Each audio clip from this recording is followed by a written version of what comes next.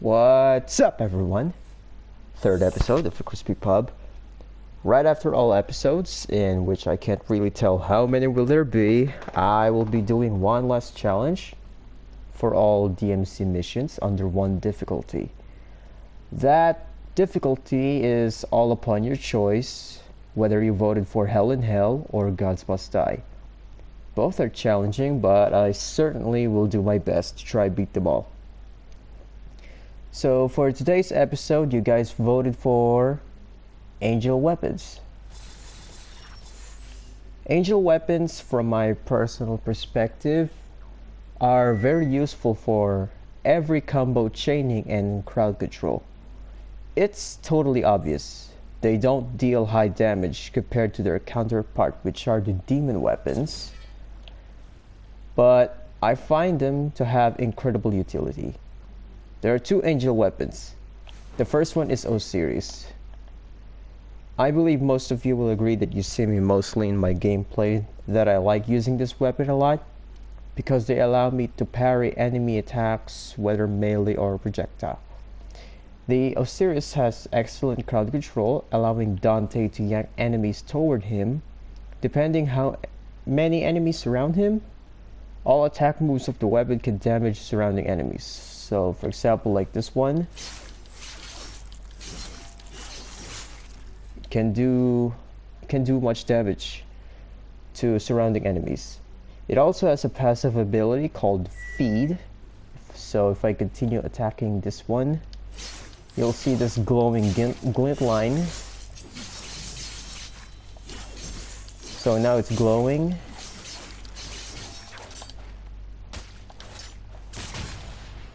Oops. Similar to the Rebellion, it's very useful for parrying attacks. The Osiris itself has more parry frames.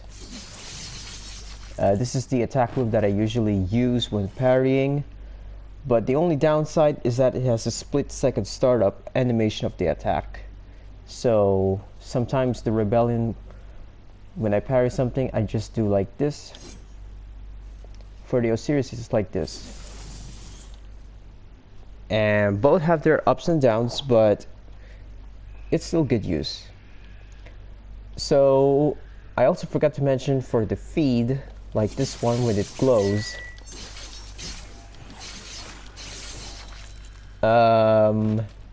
this ability will trigger when Dante inflicts damage to enemies continuously, prompting a glowing rim on the weapon's blade tip. That means it will increase its damage.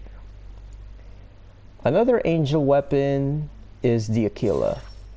By now, I'd like to call it fidget spinners at this moment. I mean, come on, look at it. The Aquila are more of like shuriken style frisbees that I highly recommend to master when I highly recommend to master when performing multiple combo attacks, especially when they corner Dante.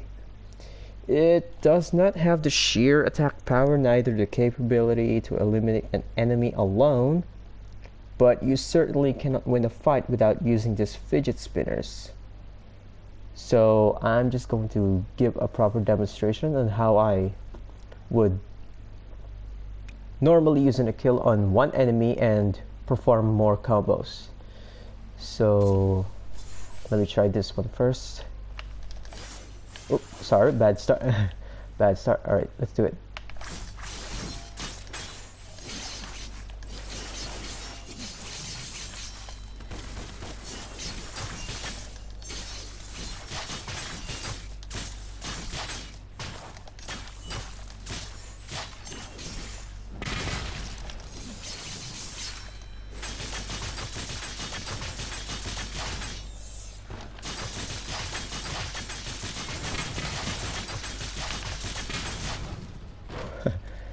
Had a bit of fun there.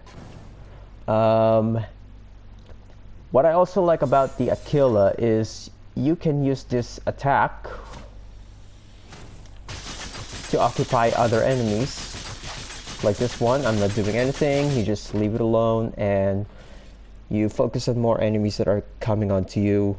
Prioritize the ones that are going to charge at you and then let the other one be occupied one. Honestly, I really feel more comfortable using angel weapons to build up a starting damage to a single enemy than yank other light enemies toward Dante using the Aquila. So for example, like this one.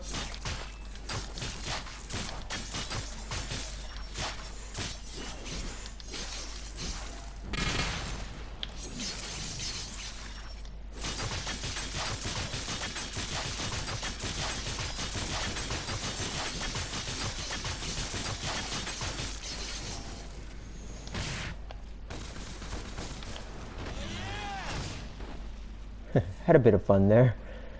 So yeah, that's it. Also, the Aquila is the very helpful crowd control weapon.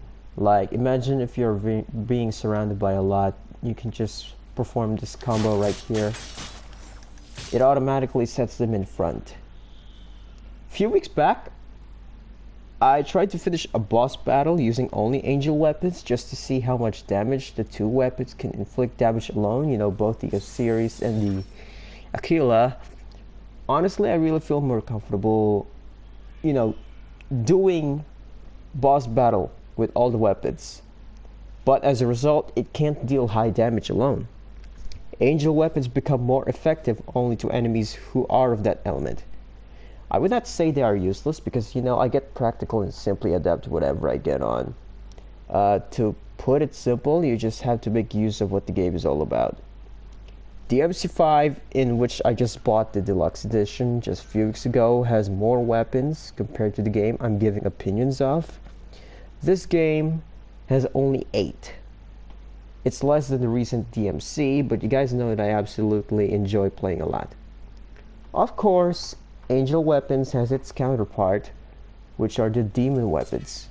Please stay tuned for the next episode. You guys could totally cast your vote on which topic you want me to focus on next. I apologize if this episode is short and clearly a lack of speech because I'm clearly rusty and been doing a lot of my work lately. You know, eat, sleep, work, repeat, things like that. But I'm glad anyway to anyone who participated in this small project I made, mainly for expressing my own opinions, both honest and fair. So that would be it, and see you in the next time.